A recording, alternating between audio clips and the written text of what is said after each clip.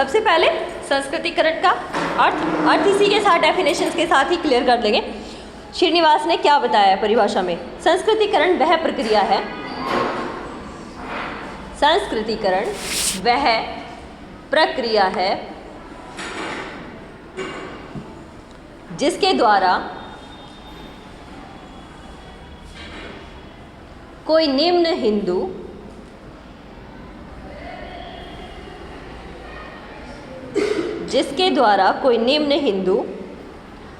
जाति, कोई निम्न हिंदू जाति, देखिए, या जनजाति अथवा कोई अन्य समूह किसी उच्च और प्राय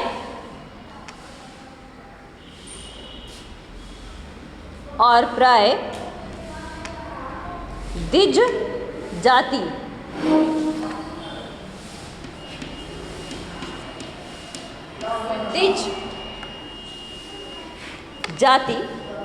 मतलब कि दूसरी जाति। ब्रैकेट में लिखो ब्राह्मण कोमा क्षत्रिय कोमा वैश्य,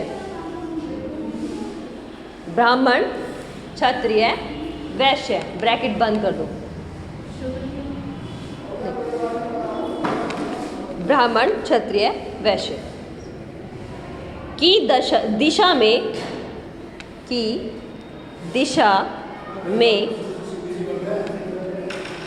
अपने रीति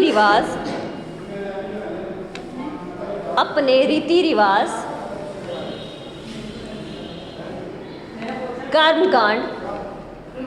कर्मकांड विचारधारा और जीवन पद्धति को बदलता है, और जीवन पद्धति, विचारधारा और जीवन पद्धति को बदलता है।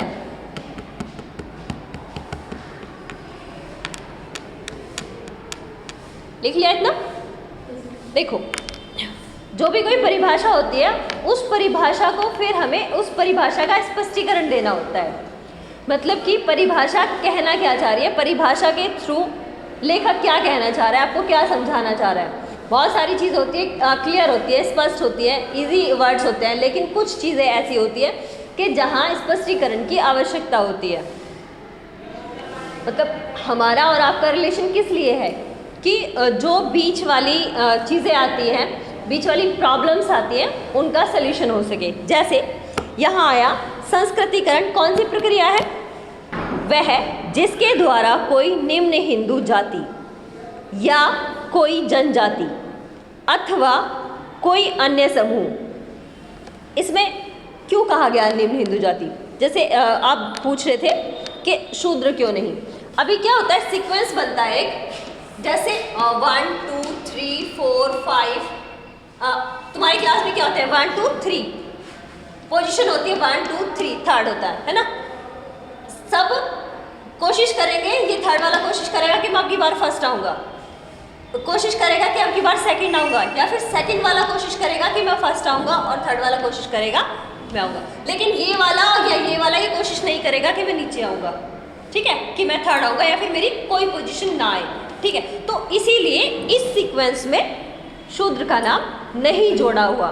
देखो हमारा कुछ नहीं है, जो भी था पूर्वजों ने वो जो डिवाइडेशन किया था कि हाँ जो भी ये वर्ण बनाए कि ब्राह्मण क्षत्रिय वैश्य और शूद्र, तो सीक्वेंस में 1 2 3 एंड 4 ऐसे पार्ट बनाए, तो कोई नीचे नहीं जाना चाहेगा, बल्कि ये वाला भी ऊपर जाना चाहेगा, ठीक है। ये वाला फिर ऊपर जाना चाहेगा, ये वाला भी ऊपर जाना चाहेगा, ठीक है। तो हम अपने से ऊपर वाले के जो नियम है, कानून है, कायदे हैं, या फिर उनकी जीवन शैली है, उसको अपनाने की कोशिश करेंगे, ठीक है। कोई नहीं चाहेगा, आप में से भी कोई नहीं चाहेगा कि आप बुरे रास्ते पर चलें।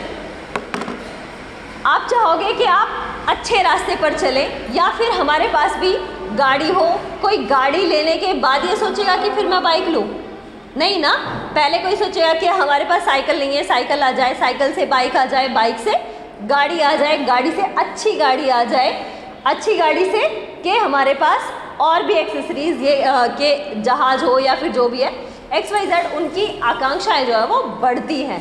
तो कोई ये नहीं चाहेगा कि वहाँ पर जाने के बाद आप वापस आओ, ठीक है। इसलिए इसमें शूद्र को नहीं लिया गया बच्चे। तो ये है कि हम डाउनफॉल से अपवर्ड जाते हैं। ये कहा है श्रीनिवास ने संस्कृतिकरण में कि संस्कृतिकरण वह प्रक्रिया है जहाँ हम अपने से ऊपर वालों की संस्कृति को, व्यवहार को, उनको अपनाने की कोशिश करते हैं, ठीक है। और करते ही नहीं, कुछ टाइम बाद जब हम उन व्यवहारों को करने लगते हैं, निरंतर जो प्रक्रिया चलती है, तो हम ये दावा करते हैं कि हम भी उसी श्रेणी में आ गए हैं। जो नीचे वाला बंदा है वो भी ये कहेगा कि मैं इस वाली श्रेणी का मेंबर अब बन चुका हूँ, कि मैं अब शूद्र नहीं रहा, मैं भी ब्राह्मण वाले कार्य करता हूँ, तो मैं भी ब्राह्मण हो चुका हूँ। तो ये है संस्कृतिकरण की प्रक्रिया, ठीक है। ये इसका अर्थ है अकॉर्डिंग टू डेफिनेशन, जैसे इसने MN श्रीनिवास ने दी है डेफिनेशन, सेम टू सेम आपको ये लिखनी है। ये 1952 में इन्होंने दी थी, ठीक है, 1952, ठीक है। तो ऐसे आपको ये डिफाइन करनी है, भूलोगे तो नहीं, ठीक है। ये डेफिनेशन जैसे इन्होंने दी एज इट इज, फिर इस डेफिनेशन का स्पष्टीकरण आप करोगे, ठीक है, तो हो जाएगी। आगे बढ़ते हैं। अभी क्या करते हैं, MN श्रीनिवास का पूरा नाम। M का मतलब मैसूर, लिखो। M बोले तो मैसूर, नरसिम्हाचार, हाँ मैसूर, मैसूर, नर सिम्हाचार, ठीक है, नरसिम्हाचार श्रीनिवास, ये इनका पूरा नाम है।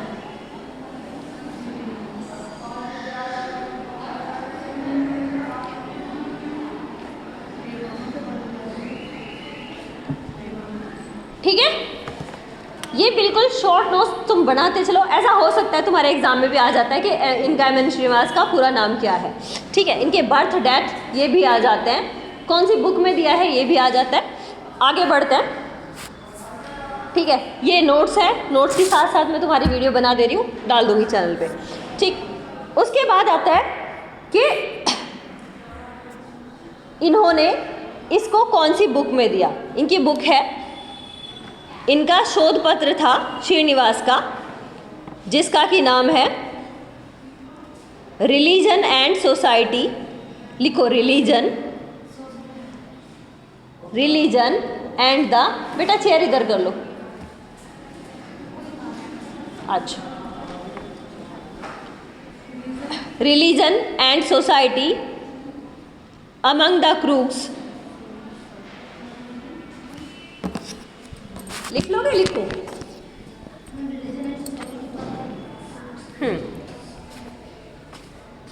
Among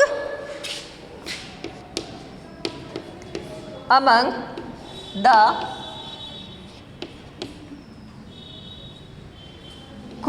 crooks of south India,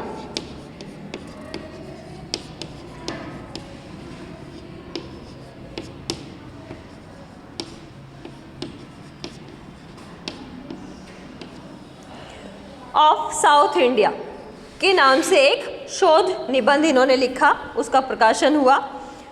उसके बाद इसकी बुक बनी। बुक के बाद वो बुक इतनी प्रचलित हुई, इतनी आगे बढ़ी कि श्रीनिवास को पूरे वर्ल्ड वाइज जाना गया। पूरे विश्व में श्रीनिवास का सम्मान बढ़ा।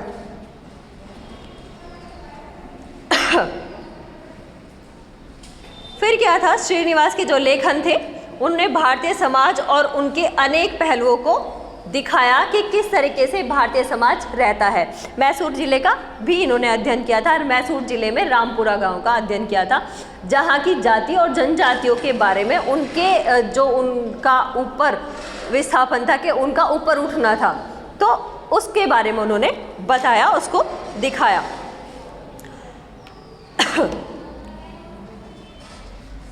जो श्रीनिवास के लेखन कार्य थे वे धर्म, ग्रामीण समुदाय, जाति, सामाजिकता पर अधिक लेख थे और वो बहुत ही प्रसिद्ध हुए। तो इन लेखनों की वजह से जो रेडक्लिफ ब्राउन है उनकी सामाजिक अवधारणा से भी एम.एन. श्रीनिवास काफ़ी प्रभावित हुए और आगे इन्होंने इनके साथ कार्य किया। ठीक है, आगे बढ़ते हैं। अब बात करते हैं इनके जन्म के बारे में। इनका जन्म 16 नवंबर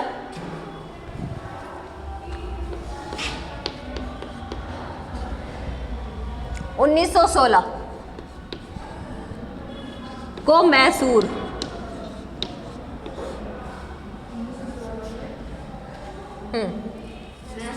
हाँ मैसूर में हुआ।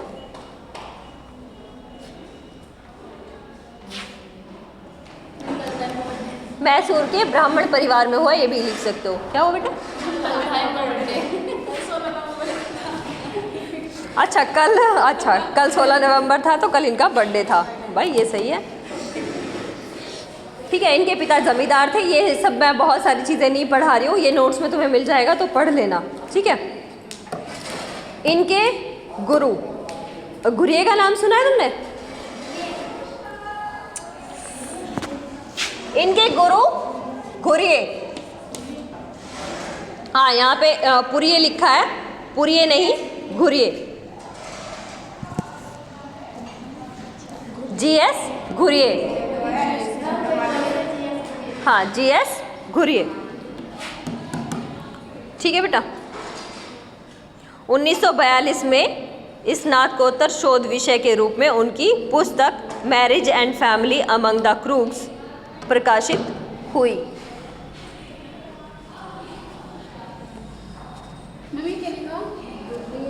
घुरिये बेटा, ठीक है। ये कौन थे? एम.एन. श्रीनिवास के गुरु। और एक और कोई बात बता सकते हैं इनके बारे में? भारत के पहले समाजशास्त्री, भारतीय समाजशास्त्र के पिता भी इन्हें ही कहा जाता है, ठीक है।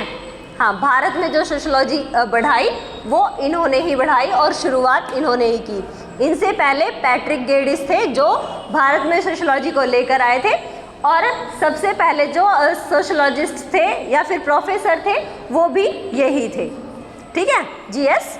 घुरिये। हाँ भाई, marriage and family among the Coorgs, marriage and family among the Coorgs, ये इनका शोध पत्र था। किनका? एम.एन. श्रीनिवास का। Marriage and family among the Coorgs. Video काफ़ी स्लो रहेगी, इसकी स्पीड तेज़ करके तब देख लेना फटाफट से, अगर किसी को रिपीट करना है तो, क्योंकि यहाँ पर चीज़ें बहुत बार रिपीट हो रही है, बार बार वहाँ रिपीट देखोगे तो अच्छा नहीं रहेगा, उसको फास्ट स्पीड कर लेना, ठीक है। उसके बाद लिख लिया ना, marriage and family among the Coorgs प्रकाशित हुई।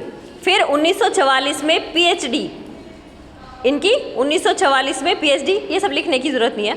इनकी पीएचडी का कार्य बम्बई विश्वविद्यालय से घुरिये के निर्देशन में ही हुआ, तो इसीलिए इनको गुरु कहा गया, घुरिये को, कि घुरिये के अंडर ही इनकी पीएचडी हुई। जैसे हमारी पीएचडी लता मैम के अंडर है, तो ऐसे ही जो एम.एन. श्रीनिवास है उनकी पीएचडी जी.एस. घुरिये के अंडर हुई। कहाँ? बम्बई विश्वविद्यालय में। ये बम्बई विश्वविद्यालय में ही पढ़ाते थे और सबसे पहले समाजशास्त्र की शुरुआत भी बम्बई विश्वविद्यालय में ही हुई भारत में, ठीक है। और अगर बाहर पूछे ऑल ओवर द वर्ल्ड, वो कहाँ हुई?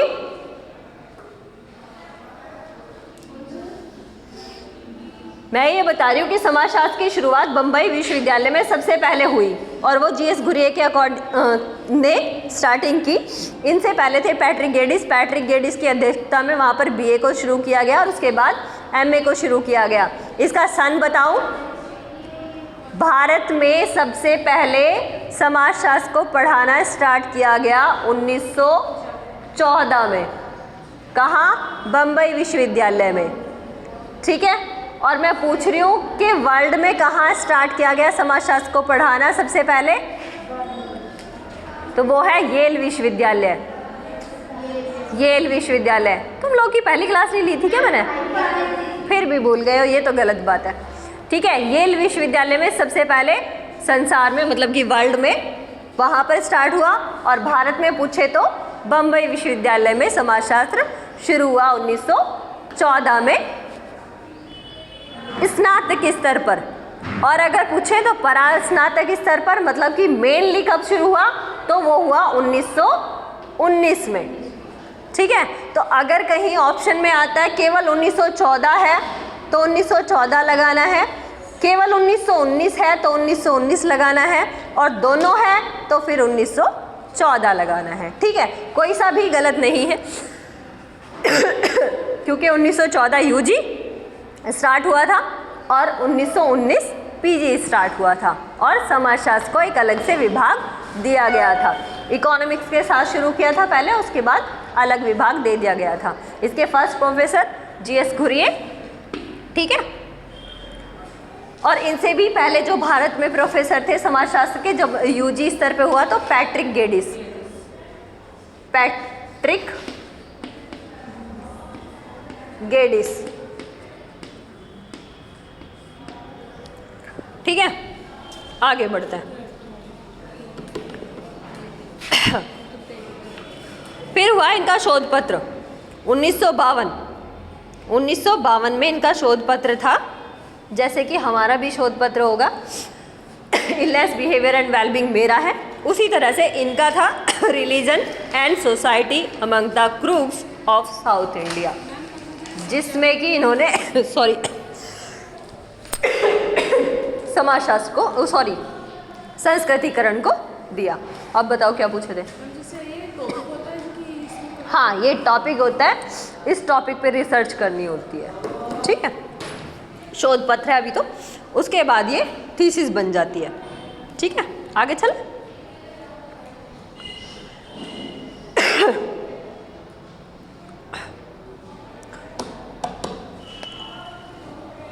ये पुस्तक के रूप में छप गई।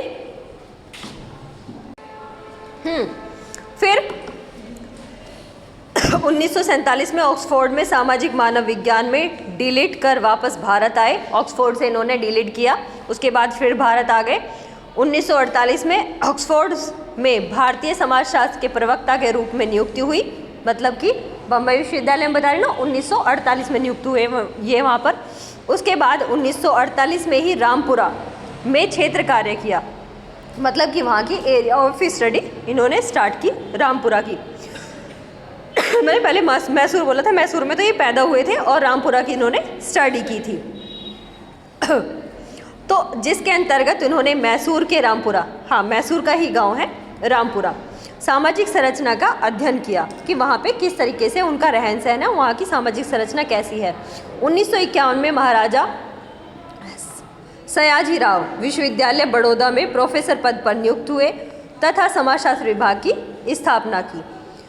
1959 में दिल्ली स्कूल ऑफ इकोनॉमिक्स में प्रोफेसर पद पर नियुक्ति हुई व समाजशास्त्र विभाग की स्थापना हुई। 1971 में बेंगलोर, मतलब ये सब जगह के फिर स्कूल्स दे रखे कि कब कब कहाँ इनकी स्थापना की गई। ठीक है, ये सारी चीज़ें इंपॉर्टेंट नहीं है तो बाकी करनी है तो कर लेना, क्योंकि जब एग्ज़ाम आता है वो तो बीए फर्स्ट ईयर का है कि किसकी स्थापना कब हुई और कहाँ हुई। ठीक है, लेकिन भूलने वाली बात भी नहीं थी, जब बीए फर्स्ट ईयर में करके आए तो फिर सेकेंड ईयर में क्यों नहीं। इनकी बहुत सारी बुक्स हैं, अब उन सारी बुक्स के नाम तो नहीं मैं लूँगी, पर marriage and family in Mysore बहुत इंपॉर्टेंट बुक है। Marriage and family in Mysore 1942, religion and society among the crooks of south India ये लिखवाई है। दूसरी India's village is very important book, आप इसको कोट कर लेना, देखो यहाँ पर है। ठीक है, इसी तरह से तुम्हारी वीडियो में भी आएगी, वीडियो की क्वालिटी 1720 कर लेना, तब तुम्हें साफ साफ दिखाई देगा। स्क्रीनशॉट ले लेना या फिर वहाँ से अपने नोट्स में लिख लेना। ठीक है, इंडियाज विलेज, ये हमेशा देखने को मिलेगी तुम्हें बुक। फिर है caste in modern India and other essays, social change in modern India, और बाकी इतनी इंपॉर्टेंट नहीं है, ठीक है। इंडियन सोशल स्ट्रक्चर कौन सी बताई थी, मैरिज एंड फैमिली मैसूर, ये 1942 में है, और विलेज इंडिया है 1955 में, और भी काफ़ी हैं। देखो अब आते हैं इनके संस्कृतिकरण में कि रामपुरा का जो अध्ययन किया तो उन्होंने क्या क्या पाया। शॉर्टली मैं बता दे रही हूँ, ये चीज़ें तुम्हें याद रह जाएंगी। मैसूर के रामपुरा गांव की सामाजिक संरचना का अध्ययन इन्होंने किया। उस समय उस गांव की जनसंख्या 1523 थी। गांव में 19 हिंदू जातियां थीं तथा मुसलमान रहते थे। रामपुरा का आधा भाग कृषि करता था। ओकालिंगा वहाँ सबसे बड़े भूस्वामी थे, मतलब कि सबसे ज़्यादा ज़मीन ओकालिंगा के पास थी। अधिकांश जातियां अपना परंपरागत व्यवसाय ही करती थी, फिर भी व्यवसाय में परिवर्तन होने लगा था। मतलब उस टाइम भी परिवर्तन होने लगा था कि जैसे आज है, क्या जो परंपरागत नाई है उन्हीं के सैलून हैं शहर में भी? नहीं ना, किसी भी कास्ट के बच्चे जिसको जिस चीज़ में इंटरेस्ट है वो काम कर रहा है, और इंटरेस्ट के अकॉर्डिंग ही उनके जो ये व्यवहार हैं ये चिन्हित हो जाते हैं कि अगर कोई मंत्र उच्चारण का जाप कर रहा है, चाहे वो शूद्र है चाहे वो वैश्य है, तो वो ब्राह्मण ही कहलाएगा। ठीक है, ये मेन है कि हाँ ऐसे इन चीज़ों को ऐसे डिवाइड किया गया था, ना कि जाति बंधन में बांध दिया गया। जाति बंधन में लोगों ने मतलब उसको समझने में गलतियाँ रही, त्रुटियाँ रही कि लोग वहाँ पर बंधे रह गए कि ये जाति है तो ये वाला काम करेगी, ऐसा कुछ नहीं है। ठीक है, ब्राह्मण कृषि करने लगे थे, निम्न जातियों के व्यक्ति दुकान चलाने लगे थे, चावल की मिलें खोलने लगे थे और मोटरों के काम करने लगे थे। गडरियों ने भेड़ पालन व कंबल बुनना छोड़कर कृषि कार्य प्रारंभ कर दिया था। इस तरह से उन लोगों के कार्य उस टाइम भी परिवर्तित होने लगे थे। और आता है मछुआरे जो थे मछली पकड़ने के स्थान पर कृषि करते थे। इस प्रकार रामपुरा के जातियों में परंपरागत व्यवसाय में परिवर्तन व लचीलापन किसको कहते हैं कि कोई बात नहीं, आप इस काम को छोड़ दो, अगर आपका रुचि नहीं है, अगर आपकी रुचि पढ़ने में तो आप पढ़ाई करो, अगर बहुत के ब्राह्मण है कि उसका मंत्रोच्चारण में रुचि नहीं है तो वो कृषि कर ले, कोई दिक्कत नहीं है। तो जब चीज़ों में ढील दे दी जाती है, जब नियमों में छूट दे दी जाती है तो उसको लचीलापन कहते हैं। ठीक है, दिखाई देता था। राजनीतिक दृष्टि से रामपुरा एक स्वायत्त इकाई थी। गांव के विवादों का निपटारा प्रभु जाति के वयोवृद्ध, मतलब कि जो वृद्ध लोग थे, बड़े थे, व्यक्ति द्वारा किया जाता था। पहले पंचायतें थी ना, तो उसके अकॉर्डिंग हो जाता था।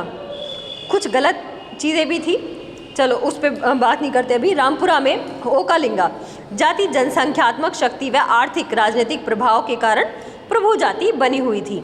रामपुरा गांव के अधिकांश निवासी हिंदू त्योहारों को मनाते थे।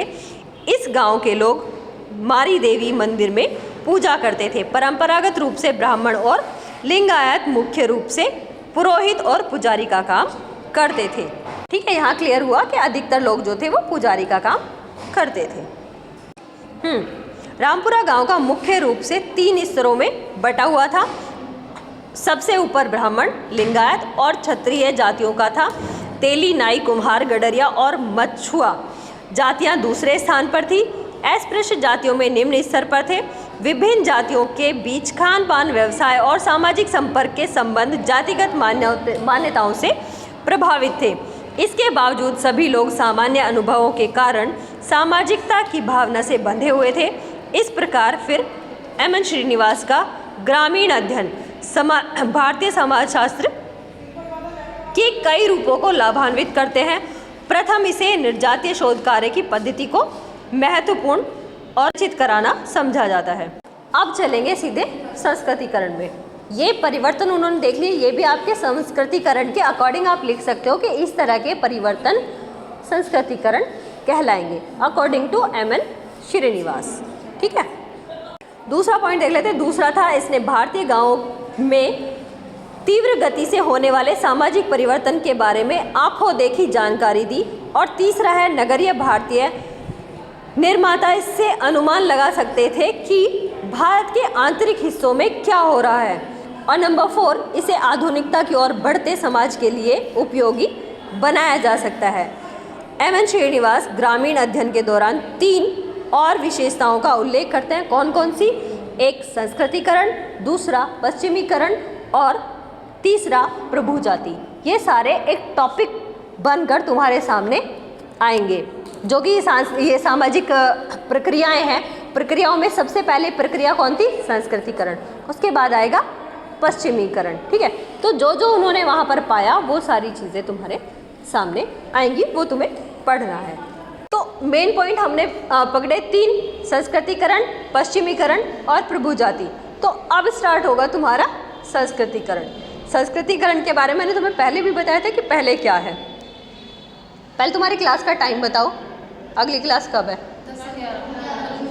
मैं बहुत ज़्यादा डीप नहीं घुसूँगी, बहुत ओरली तुम्हें बता के चलूँगी, क्योंकि तुम्हारे पास ये होगा ऑलरेडी नोट्स, तो इसमें से तुम लोग कर लेना डीप जो भी पढ़ना है। बट जो मैं बता रही हूँ, ठीक है, जो मैं तुम्हें बता रही हूँ केवल उसके अकॉर्डिंग समझते चलो। पॉइंट्स तुम लिख लेना, पॉइंट्स लिख के जो मैं तुम्हें समझा रही हूँ उसके अकॉर्डिंग अपने सोचने के आधार पर उसको लिखना। कोई याद करने की जरूरत नहीं। अभी मैंने तुम्हें रामपुरा के बारे में जो बताया वो याद रहेगा भाई, कैसा था, किस तरह से उनके कार्य परिवर्तित हो रहे थे, मछुआरे कृषि कर रहे थे या फिर और लोग किसी और काम में जा रहे थे, तो इस तरह के परिवर्तन उन्हें देखने को मिल रहे थे। मेनली संस्कृतिकरण मिला, पश्चिमीकरण मिला और प्रभु जाति के बारे में उनको देखने को मिला। संस्कृतिकरण शुरू होता है। संस्कृतिकरण नामक अवधारणा का प्रयोग भारतीय सामाजिक संरचना में सांस्कृतिक गतिशीलता, मतलब इसको एक गतिशीलता के रूप में लिया गया। भाई गतिशीलता तो होगी जब हम के यहाँ पे 1, 2, 3, 4 और 10 नंबर पर पहुँचेंगे, और वो 10 नंबर वाला फिर 9 पे, 9 से 8 पे, 8 से 7 पे, 7 से 6, 5, 4, 3, 2 और 1 तक पहुँच रहा है। और जब वो 1 पर पहुँच जाता है और बहुत दिन तक इस प्रक्रिया में रहता है कि उसकी जीवन शैली क्या है, बिल्कुल प्रभु जाति वाली जीवन शैली उसकी है, बिल्कुल पूरी तरह से परिवर्तित हो चुकी है, और निरंतर उसमें के 10 साल हो गए, 15 साल हो गए, तो वो उस पर दावा करता है कि मैं भी इसी जाति का, इसी समूह का सदस्य अब बन चुका हूँ। ठीक है, तो ये संस्कृतिकरण का एक चेंज कहलाता है। ठीक है, ये समझाने की कोशिश करता है श्रीनिवास। मैसूर के कुर्ग लोगों का अध्ययन करता है। श्रीनिवास ने इस अवधारणा का सर्वप्रथम प्रयोग किया।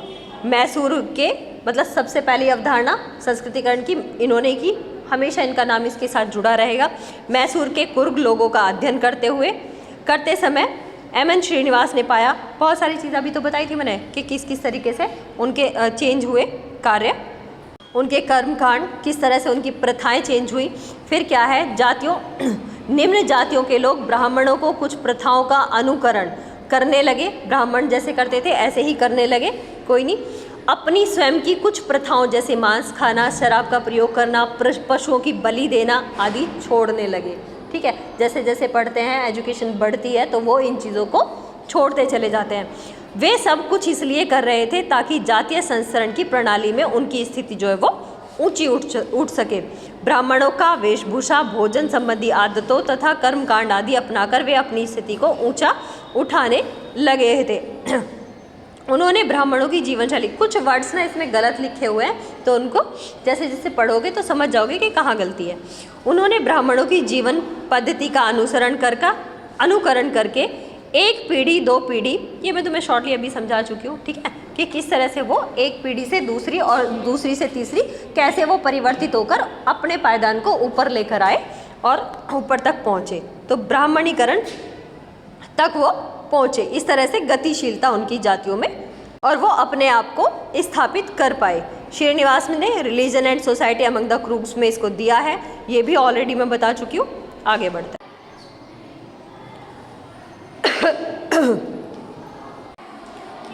अब क्या है, श्रीनिवास और भी आगे लिखते हैं इसके बारे में। संस्कृतिकरण का अर्थ केवल नवीन प्रथाओं व आदतों को ग्रहण करना नहीं अपितु पवित्र एवं लौकिक जीवन से संबंधित नए विचारों एवं मूल्यों को भी प्रकट करना है, कि केवल दूसरों की होड़ करके आगे बढ़ना ही नहीं है,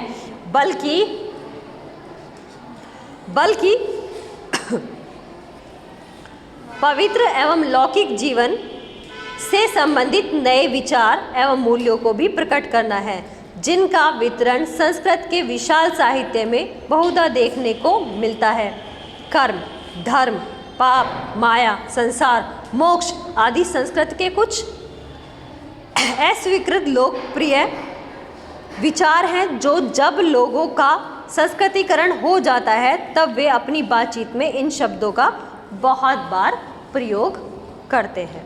ठीक है, कि जब हमारे विचार भी चेंज करते हैं, ऐसा नहीं केवल हमें वही चेंज करना है कि उनका वेशभूषा कैसी थी, उनका रहन सहन कैसा था, ऐसा नहीं, बल्कि उनकी सोच भी परिवर्तित होती है। कि पहले लोग क्या सोचते थे, केवल लड़कों को ही पढ़ना चाहिए, लड़के ही होने चाहिए। आज क्या है कि 2 लड़कियां हैं तो भी ठीक है, इट्स ओके, कोई बात नहीं, 2 हैं वो भी पढ़ रही हैं, 4 हैं वो भी पढ़ रही हैं, कि लड़कियां भी पढ़नी चाहिए। तो जैसे जैसे सोच परिवर्तित, कि इनका ये नहीं कि वेशभूषा ही चेंज होनी चाहिए, बल्कि विचार भी चेंज होने चाहिए। ठीक है, इंग्लिश में भी इसको दिया गया है, अगर कोई इंग्लिश का बच्चा है तो। अब कहते हैं, इस प्रकार संस्कृतिकरण के माध्यम से कोई जाति, जनजाति अन्य समूह से उच्च जाति, विशेष रूप से द्विज जाति मतलब कि दूसरी जाति के उत्तम विचार, अगर दूसरी जाति में कुछ अच्छे विचार हैं तो उनको ले लिया जाता है। आदर्श, मूल्य, आदत, कर्मकांड आदि को अपनाकर अपनी वर्तमान स्थिति को ऊंचा उठाना और उस उच्च स्थिति को प्राप्त करने का प्रयास संस्कृतिकरण सामाजिक परिवर्तन की एक प्रक्रिया के रूप में समझा जाता है। अब इसके कुछ पॉइंट्स आते हैं। 1 लिखने नहीं है, अभी भी कुछ नहीं लिखना। 1 पॉइंट, इसे विशेषताओं के तौर पर भी ले सकते हो आप, जैसे 1 2 3 4 5 ऐसे पॉइंट बताऊंगी तो आप इनको विशेषताएं भी ले सकते हो। डेफिनेशन में वही एक डेफिनेशन लिखनी है बस, एम एन श्रीनिवास वाली, और उसका स्पष्टीकरण देना है। ठीक है, फिर क्या बताना है कि एम एन श्रीनिवास ने इसको कब दिया, 1952 में दिया, अपनी बुक इसमें दिया। ठीक है, बुक का नाम तुमने बता देना है, और क्या है उसके बाद विशेषताएं आ जाएंगी। ठीक है, विशेषताएं लेकर चलो। एम एन श्रीनिवास के बारे में कुछ बताना चाहो तो बता सकते हो, अदरवाइज सीधे विशेषताओं पर आओ। विशेषता नंबर 1 चलेगी। फिर संस्कृतिकरण की प्रक्रिया के माध्यम से कोई भी जाति, जनजाति, विशेषताएं कहाँ से आती हैं, अधिकतर डेफिनेशन से। डेफिनेशन का हर एक वर्ड एक अगली विशेषता बन जाता है।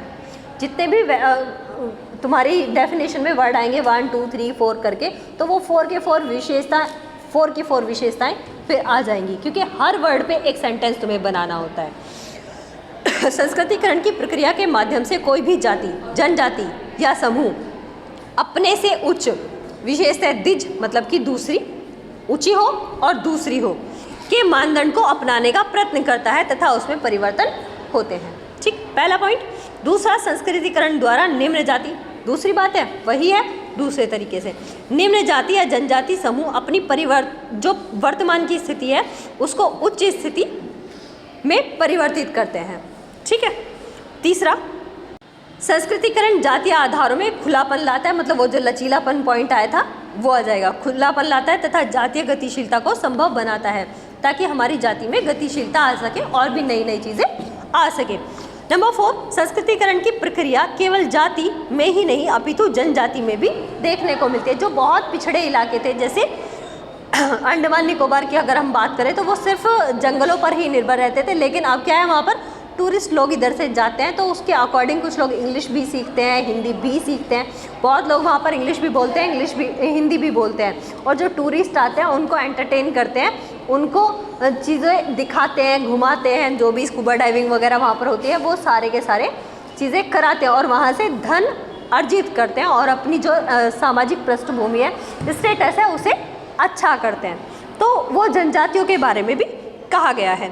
फिर आता है संस्कृतिकरण के द्वारा सामाजिक संरचना में ऊंचे पद को पाने का दावा किया जाता है, जिसके फलस्वरूप निम्न जाति, उच्च जाति, जनजाति समूह की नीचे से ऊपर की ओर गतिशीलता बन जाती है। ठीक है, मैं बहुत सारी नहीं कर रही, इतनी ही विशेषताएं काफ़ी हैं। ठीक है, और भी बहुत कुछ कह रखा है वैसे तो इसने, बहुत सारी चीज़ें ज़रूरी नहीं है, काफ़ी है तुम्हें। संस्कृतिकरण का अर्थ, फिर एम.एन. श्रीनिवास के बारे में बता दिया और उसकी विशेषताएं बता दी। अगर और भी कुछ चीज़ें चाहिए तो फिर मुझे बता देना, मैं वो वैसे मैं अटेंडेंस तो दी थी तुम लोगों ने?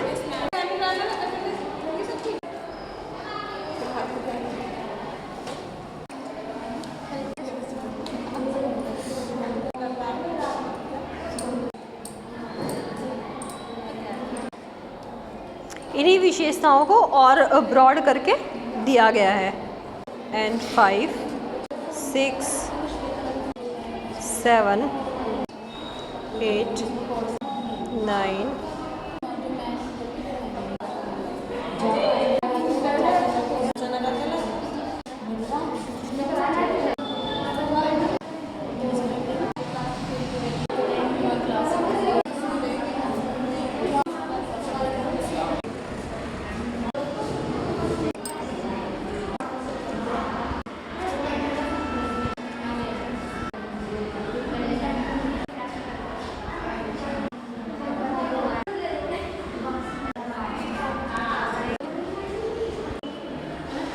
सब कुछ भूल जाते हो।